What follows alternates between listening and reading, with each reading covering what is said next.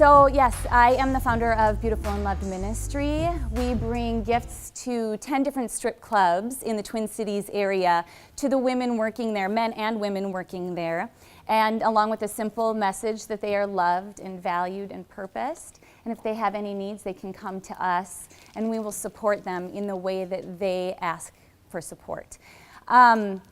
I'll talk a little bit more about that because I know people have a lot of questions about how that kind of a ministry works. But first, I'm just going to share some of my story with you. When I was younger, I did work in strip clubs as well. So when I was about 4 years old, my mom and my dad divorced, and I have one older sister. We stayed with my mom, and at that time, she just kind of let loose after the divorce.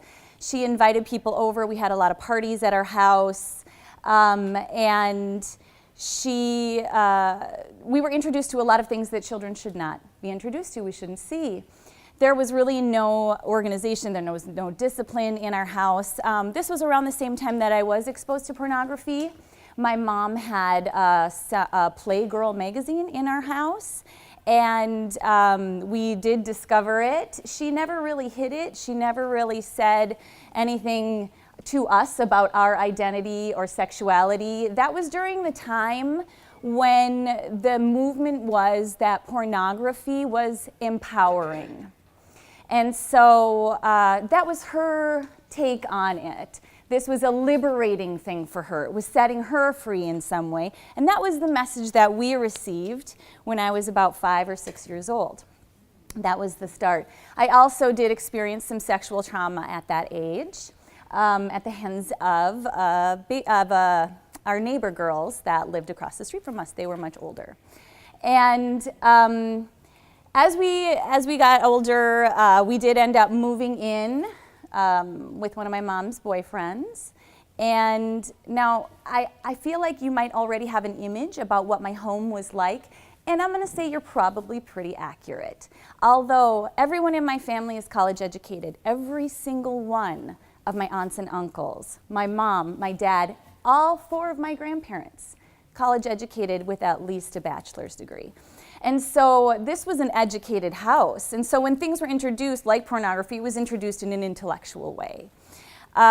So as we grew, we moved in with one of my mom's boyfriends. She was kind of drinking a lot at that time.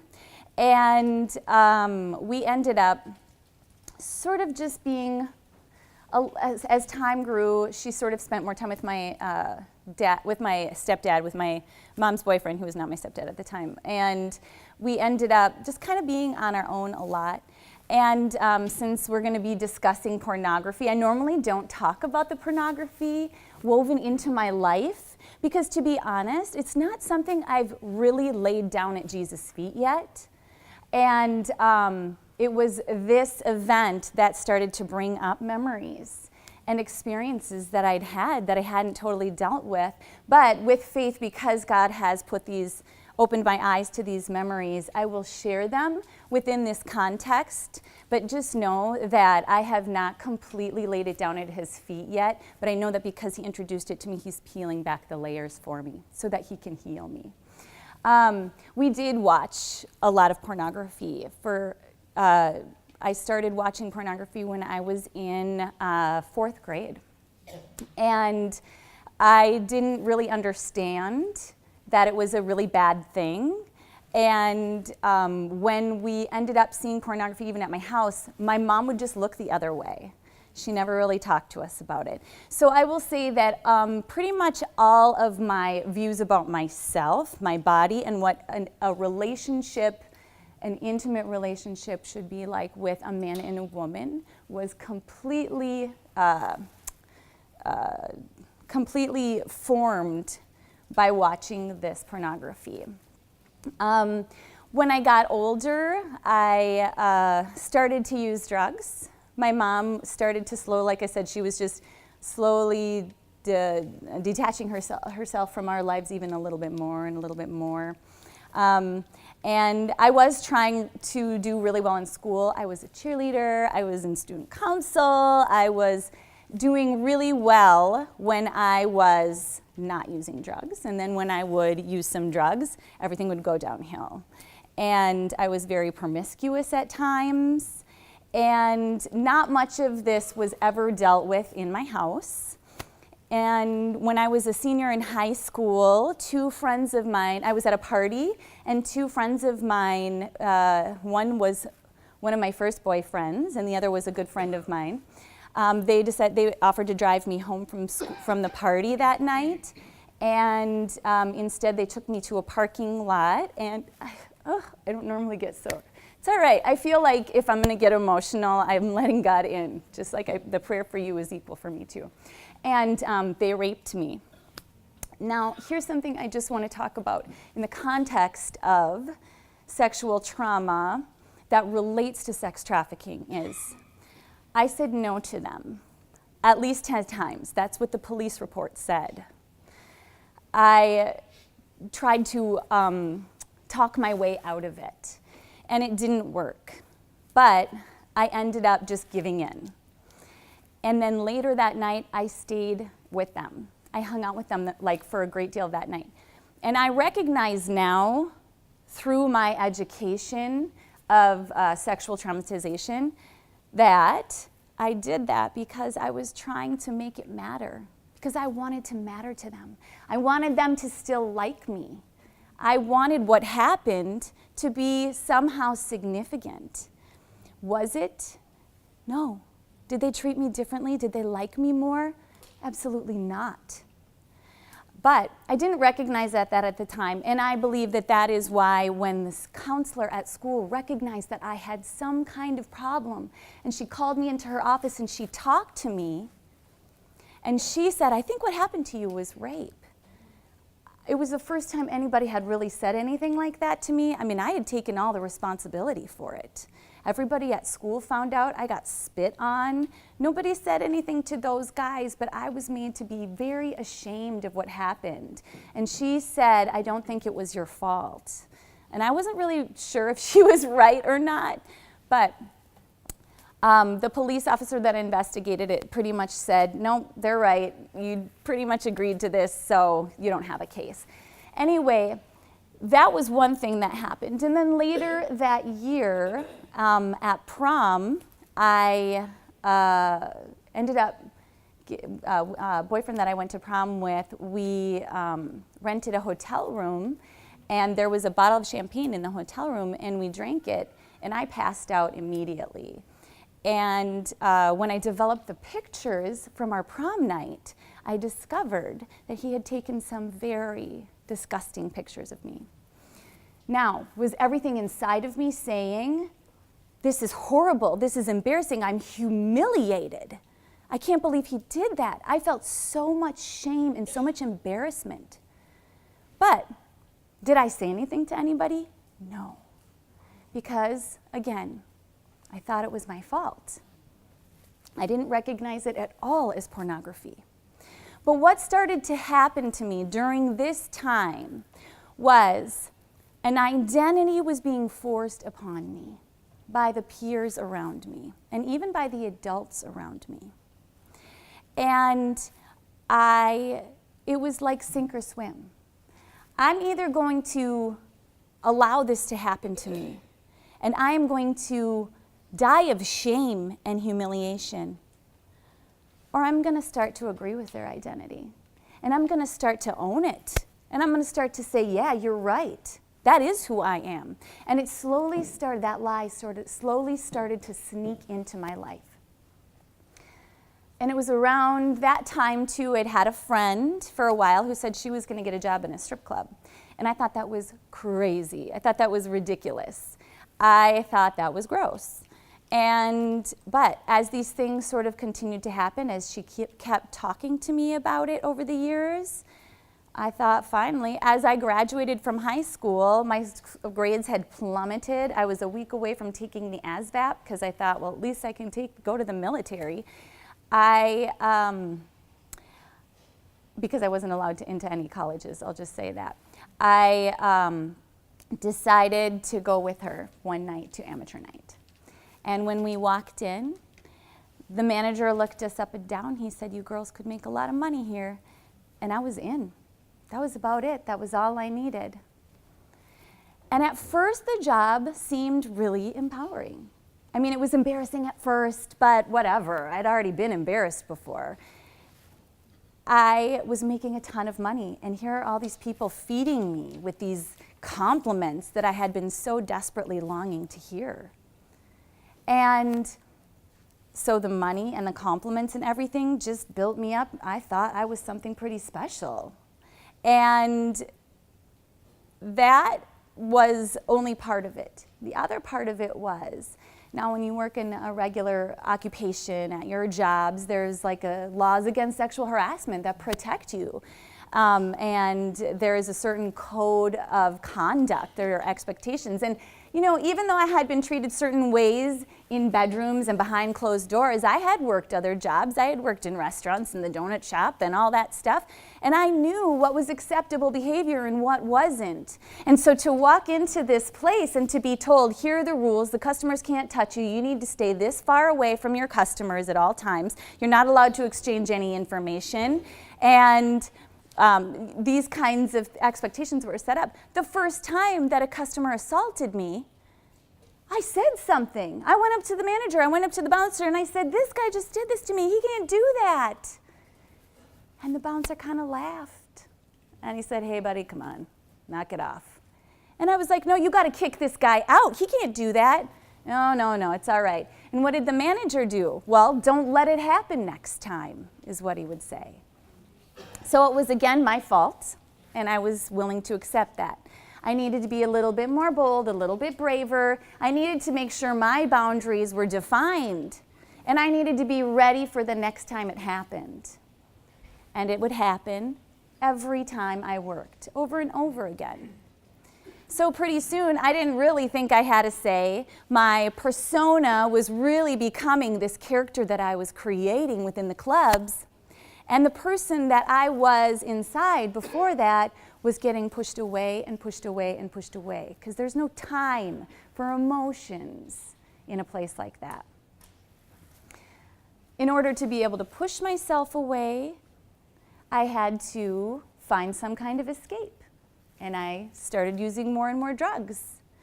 And drugs became a daily habit for me. And this is really common also for women who work in the sex industry, because in order to try to separate yourself from your body, you have to mute it somehow. So I worked there for quite a while. I was starting to feel more and more depressed, more and more isolated, more and more alone. It was difficult for me to interact with people outside of the club. People were very judgmental. It's not something that you say while you're sitting down at the dinner table. You know, "I work in a strip club, please pass the mashed potatoes." It's not small talk. You don't talk about it. And when you do try to talk about it, people have a very interesting response. It's either, "Wow, that's really cool," or "That is really gross, go away." And so I was very isolated. I was very lonely. I didn't know anything. I didn't know how to interact with the outside world. So the strip club really became kind of my place that I lived. It's where my friends were. That's where I spent most of my time. And then one night I went with a couple of friends to go see The Lion King in the movie theater. That tells you how long ago this was.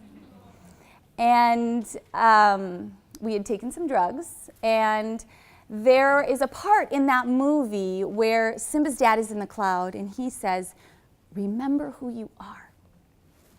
And in that moment, God shattered into me with so much love. And he showed me all of the places that were hurt inside of me. He touched those places with love. He touched those places with hope. I didn't even realize how closed off I'd become. I didn't even realize how far away from this dream that I'd had to be something else that I actually was. And it was just in the course of this movie that he started to talk to every part of me and start to give me a new hope. Now, when I was growing up, we did go to Lutheran church occasionally. which I really loved. I still said my prayers almost every night. And I didn't know that God saw me with such a deep, intimate love. I didn't know that he saw every part of me. I mean, I kind of knew it because he sees everything, but I didn't know he could touch those parts of me that were hurt. And so a great transformation started to happen in my heart, and I started to have hope. And within 2 months, I left the club. After that, I registered for school. And around that same time, and God is so good the way that he loves us, around that same time, my stepmom had given me a Bible.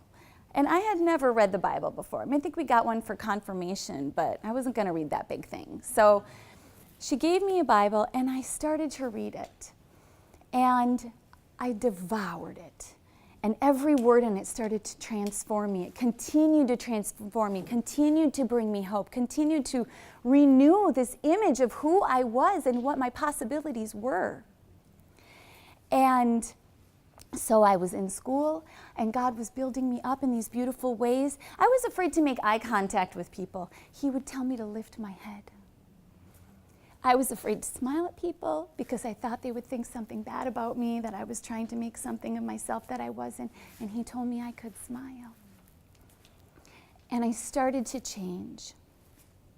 So I wish this was the story. I wish this was it. And yet I don't, because it gets better. So anyway, I met a guy, and he was so sweet and so gentle, and this, artist who played the guitar, and he was so cool, and he smelled like clay, and he was awesome. And so we went out on a date one night, the first night that we went on a date, and he hugged me, and I felt an embrace, and it was so pure and so beautiful that I freaked out. And I did not know how to have that kind of intimacy with anybody. I didn't know how to hug somebody. I didn't want to let anybody in. And so that night, right away, we did drugs, because that was my comfort. If you don't want to know that girl. You want to know the girl that worked in the clubs. You want to know her. She's a party girl. She's way fun. So the change started to happen, and I started to leave God behind. The enemy is so sneaky and so convincing. He just sounds like your best friend, doesn't he? This is way better for you. You're going to like this. And so I followed him. I followed that path. We continued down that path together. We eventually got married. And this is when things really started to get really rocky for me, because on the outside, I looked like that girl that maybe listened to Ozzy Osbourne once, but wasn't into it, or maybe I lost my virginity on my prom night. I wasn't, though. I was the girl that had done acid more times than anyone I knew and could be considered clinically, legally insane. I would take my clothes off for hundreds, maybe thousands of people for a heartless dollar. And so here I was looking one way, but inside having all of these things, all of these secrets, all of these lies. And I started to get so confused about who I was that I continued to believe that I was this other person, that person was the strong part of me, that person was the survivor, the tough girl. And I started drinking pretty heavily, and my husband at the time was drinking. We were partying. We were in college. That's all I thought it was. But what happened was I ended up having an affair because I wanted to escape. And I wanted to just keep escaping. And I ran away from my husband. And you know what I did? I went back to the strip club. I went back because nobody was going to judge me there. Nobody could tell me I had screwed up. Nobody could make fun of me. Nobody could look at me, look down at me. And if they did, at least I was expecting it, and at least I was going to be able to pay my bills. And so I ran away from everything, and I found myself back in there. But you know how much God loves us. He just doesn't give up on us. And one night I was on the stage with all of the other ladies. There are sometimes in strip clubs they'll have all the ladies come up and they'll have us stand there with our soup labels turned out so that we can be easily read. And the men that were sitting around the stage one night, this particular night, all of a sudden morphed into dogs. And it was like a Warner's Brother morph, like Warner's Brothers cartoons where like the dogs' tongues rolled out like scrolls and their eyes popped out of their heads and they were panting, and I could hear every one of their thoughts, and I felt them. I felt them picking apart every part of my body and comparing it to the other women on the stage.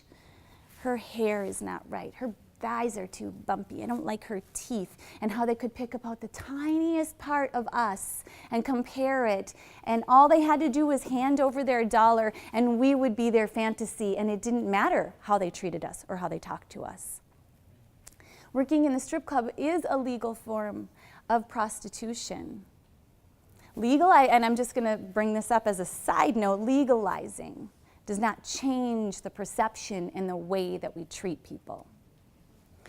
So as this happened, I started to feel humiliated. And all I remember is that happening. I don't remember exactly what happened after that. Did I stop working at that moment? No. I went right back out onto the floor and I started hustling again, making my money. But then later that same night, I was already a little bit raw. You know how God can just kind of expose things and you can't turn away? I had a customer who was really rude. Not that much more rude than any other customer I'd had before.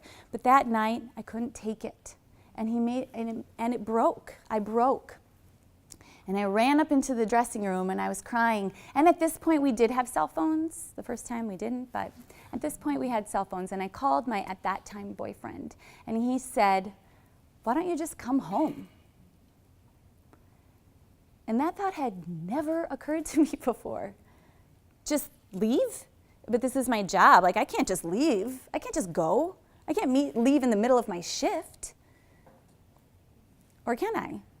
And I did. I packed up all of my things. And I will say this, that the managers at the club that normally I did not really like or talk to or want to get involved with were very kind to me that night. I mean, I was blubbering in front of them with like gobbing tears falling out of my face, and I couldn't explain why. But they asked questions. What's the matter? What happened? Did somebody do something to you? Did one of the girls hurt your feelings? So I want to put a human face on some of the people in the clubs that sometimes we demonize, which I understand. That's another story. We'll get to that later. They cared. They cared enough to ask. So anyway, I left that night and I never went back.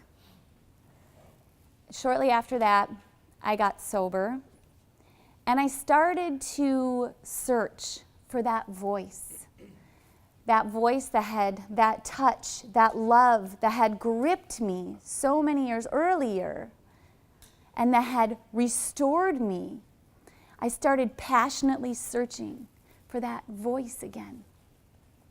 And I tried everything. I hugged trees. I worshiped the moon. I read tarot cards. I followed a Hindu guru for 5 years. I practiced the law of attraction. All of these things that I thought were the answer. I even tried reading the Bible a little bit again, but it didn't make sense to me. So I was on that search. And within that time, I met my current husband, who is strong.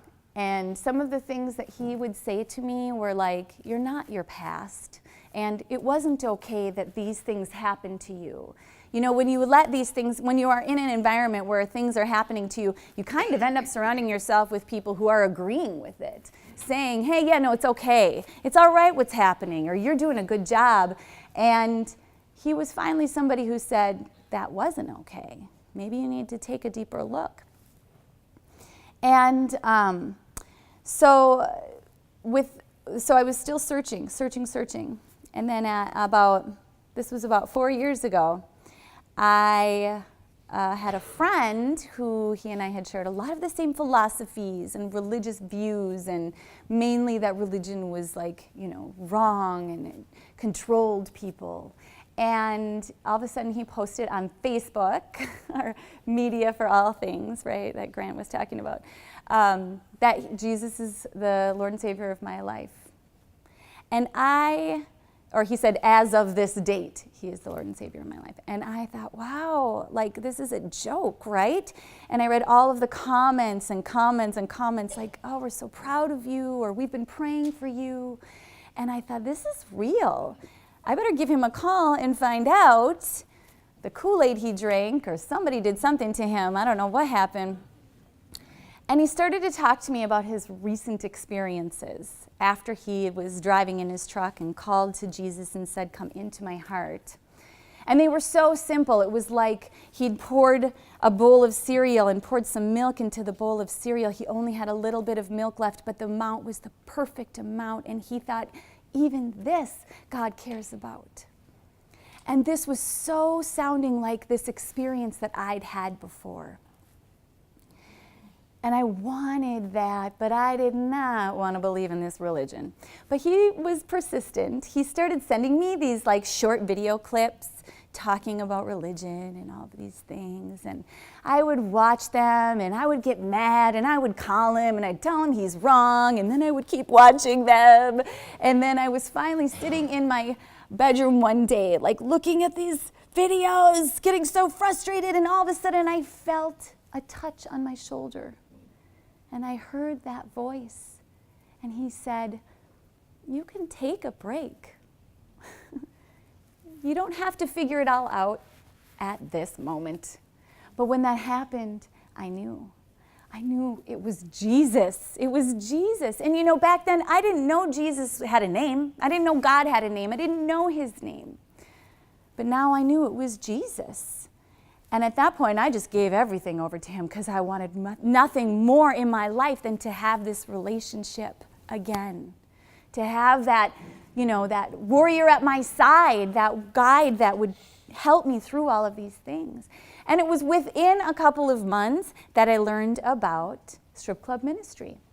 And it was originally, I learned about it through the XXX Church. They go to porn conventions and they talk to the women that are at the porn conventions, women, and I think they just talk to everybody there. And I went through some of their trainings, and I found other women just like me with similar stories who also worked in the sex industry and were now sharing that love of Jesus. They're just bringing gifts into the clubs and sharing the love of Jesus because that's who Jesus is. I know that. That's what they're doing, and I want to be a part of that. But who am I to do it? I've only been a Christian for like a couple months at this time, and I don't even know the Bible yet, and I don't know what I'm supposed to say to people. I am not qualified for this, and yet here I am at the training. So something is at work here. And that was when God really started to peel back the layers of the onion. That was when he surrounded me with people that would show me a new identity, that would help support me and give me prayers and give me armor to be able to not only go through my own walk, but also be able to reach out to other people. And so when we go into the clubs, a lot of people have questions about like, what's it like? We actually, in the majority of the clubs, we get to go in, we'll go right into the dressing room and we'll sit down and be able to talk to the ladies for a little while. And just get to know them. And we just talk like girls talk, like your shoes are so cute, or where do you get your nails done? Those are so cute. We just talk. And we just want to be someone from the outside world that just sees them for who they are and just loves them exactly as they are. We don't ask them to change. We don't tell them who they need to be. We just let them be who they are, and we just let them know you're not alone. You're not isolated anymore because I am out here, and you can come out here with me if you want. Just step outside for a minute if you want. And the management and the bouncers, everybody typically is very welcoming. I mean, of course, we have some adversity. Sometimes we have to pray through an issue to get through the door, but God always provides. And something else that I found interesting, and maybe it was apparent through the story, but My son recently asked me how Batman became Batman. And I was explaining to him that, what's Batman's name? Bruce Wayne? Bruce Wayne. Bruce Wayne, when he was little, he fell down a well. And there were tons of bats, and the bats were there, and they traumatized him. He was so afraid of them. And when he got pulled out by his father, he realized he took this fear with him, and he took it into even adulthood. He was so afraid of these bats that they had been playing in his mind until he was an adult, until he finally decided to face this fear. And what did he do to face the fear? He went and he stood in the bats. And then he created this character, this costume that represented something that he was afraid of, that he was trying to triumph over. And I realized as I was explaining it, I didn't do it so well explaining it to my son like that, but I mean, I was explaining it to him, and I realized this is what it's like when you work in the sex industry. I had been sexually traumatized as a child. That was my bat, you know?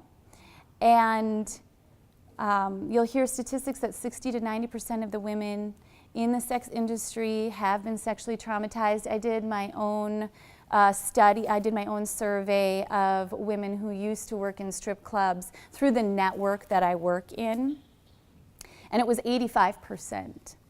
And here's the other thing, a lot of women don't even recognize. You have to have a distance, a safety to even recognize if something like that's happened. I didn't recognize any of the sexual trauma I had experienced until I was probably in my 30s, and I'm still it's still revealing itself to me. And 85%. So if you think about at least 85% of the women, they were traumatized sexually. And what are they doing? They're trying to find a way to reclaim that. They're reliving it, and trying to find a strength in it and a courage in it. And they might not even recognize that they're doing that. And so can we go in and say, oh, you poor thing, I feel so bad for you? No, because they're Batman. You can't mess with Batman. So you can't approach someone in that way. But I know that we all want to know, like, what can I do? What are some things that I can do? And I do have a couple of suggestions. And the first one is something that's been repeated throughout the day, which is to let God into ourselves, to let God into our own wounds, to let Him reveal our pain, where we're keeping our pain, and to let Him dig out the root and to restore us with His love. I'm going to read just a quick passage here that's from, I love the Message version of the Bible. So I'm going to read, this is from Psalm 51 in the Message. It says, God, make a fresh start in me. Shape a Genesis week from the chaos of my life. Don't throw me out with the trash or fail to breathe holiness in me. Bring me back from gray exile. Put a fresh wind in my sails and give me a job teaching your rebels your ways so the lost can find their way home. And that is our heart, isn't it? We desperately want to help the rebels find their way home. And a lot of us are drawn to this kind of a ministry because we've experienced a similar trauma, and maybe it caused us to rebel. And in order to really have an authentic testimony, to be able to really share an authentic relationship with Jesus, we have got to let Him in to heal our wounds first. And so I just want you to think about if there are ways that you recognize when something from your past comes up and it makes you uneasy. Do you try to just push the feelings away? Do you get angry and it wrapped up in the emotion? Do you try to tell yourself, that is such a long time ago, it doesn't have any relevance anymore? Or are you trying to tell yourself that you're a nuisance for even bringing it up again? So what we need to do is when we have that, we have to recognize that response And we have to invite him in that moment so that he can create a Genesis week in that moment. I looked up the word chaos in the dictionary because I was curious, just to see how it was described in the dictionary. And a state of utter confusion or disorder, a total lack of organization or order, any confused, disorderly mass. So we know that God has not called us to be afraid. He's not called us to be anxious. He's called us to be warriors. He's called us to be his soldiers. And so if there are places in our lives where we might recognize this feels like chaos, this feels disorder, then we need to call upon him to create that Genesis. And Genesis, the origin, the point when something starts. So God wants to take our chaos and give us a Genesis, formed not from our past experiences, but formed from him. And this has helped me immensely in my life. Like, I noticed things in the beginning with like big things, like my fear of men. I would be going for a run in my neighborhood, and mind you, I live in Egan. You know, we have a dog and a Subaru. I mean, this is a nice neighborhood. We're not afraid of much here. But I would be running midday down the sidewalk of a busy area, and then I would see a man walking. And I would begin to plan. Okay, if he comes toward me, I can totally, where is my escape route? Where can I run? I can, let's see, what do I have on me? I can probably punch him with right knuckle out. Right? Like I'm planning. And it would affect me even when I'm in church talking to somebody. And I would feel worried, just like a feeling of worry.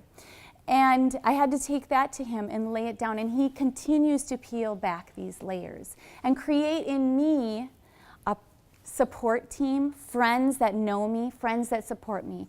Words of encouragement, Bible verses that I can speak out to push back the enemy when these things happen. And I notice them continuing to come up. And I just keep praying, Lord, please help me recognize it so I can bring it to you when it happens, because it's become a habit at this point, whatever I have fear and anxiety or response to that isn't what God wants from me.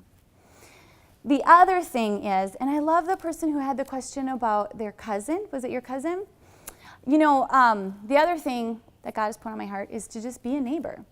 And you know, these traffickers, they are spending a lot of time and a lot of kind words on the people that they are bringing in. They don't, you know, they're not starting out with salt, or with something bitter. They're starting out with the kindness. So, are we spending that much time? Are we, you know, when we went out for the break, I was like, oh my gosh, I got to text my nieces. And I just text them, you are precious, I love you, I'm so grateful I live near you. You know, just, we have to put that time in. And this is something new for me. I am a keep people away at arm's length, but God is trying to show me that's not his way. And so when I see the kids at my bus stop, when I'm bringing my kids to the bus stop, and I see the neighbor kids and their parents are going through a divorce, and I don't see them as much anymore, absolutely I'm going to take that opportunity to talk to them. How are you, honey? How are you doing? How are things? You look great today. You know, be that person who is speaking that into their lives. And that would bring me to the third thing that we can all do right now, today. And this is something that I've had to do for myself and that I continue to do. You know, God gave us a weapon. He gave us the sword of the Spirit. That sword can cut through anything. It says in the Bible that the devil is the prince of the air. How do you slice the air? You use your sword. You use your voice. You speak out truth. There are a lot of times when we see people and we want to say something judgmental about them. We want to, because maybe we think that it's for their good. Or we see somebody, you know, like on TV who she's young and she's famous and she's not wearing hardly any clothes and she's doing things she shouldn't do. And, oh, that girl, where are her parents? And, oh, I feel so bad for her. And what did I just speak out over her? Is that what we want for her? As Christians, we are called to speak out a new truth, a new life over the people, in all of the people. And in Proverbs 11:11, it says that through our words, we can either build or destroy an entire city. So when I'm in the airport with my girlfriends, my husband for my 40th birthday gave me a gift to go away with my girlfriends, and we were in the airport, and it was awesome. And here is this woman in the line next to us, and it was a hot climate, so she was wearing little spaghetti straps, and she had had some plastic surgery. And my girlfriends were saying, "I don't need to see that," and all these other things. And I had to say, I can't come into agreement with you on that. She is clothed in strength and dignity. She is altogether beautiful. If I'm going to go into the clubs and I'm going to start wanting to reach out to these women, I have to see them through godly eyes. If I'm not going to proclaim God's truth over them, who is? And it happens everywhere we go. Even sitting in the living room with my husband, we're watching TV and somebody's on the show and she has a lot of plastic surgery done and he wants to make fun of the way she looks. And I say, I can't come into agreement with you on that.